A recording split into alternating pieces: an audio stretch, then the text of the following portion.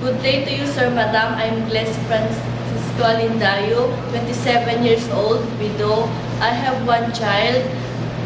I am undergraduate of Bachelor of Science in Nursing. About my working experience, I work as a caretaker in Taiwan. My duties and responsibilities is ironing clothes, washing, cooking, and cleaning the house. Hi, Miss Glecy. How are you? I'm fine, Sir, Madam.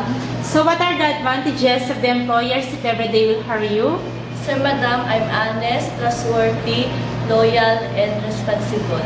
So can you tell me the proper way and how to take care of the children? Sir, Madam, by giving them nutritious food and vitamins, bathing them, accompany them to school, and love them as my own child.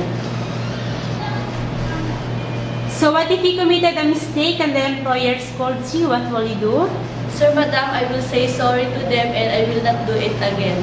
Okay, so Miss Glecy, do you have any message or promise to your employer? Sir, Madam, please do hire me because I really need this job and I promise I will finish my contract to you. Thank you, Miss Glecy, and hope to see you soon in Singapore. Thank you, Sir, Madam.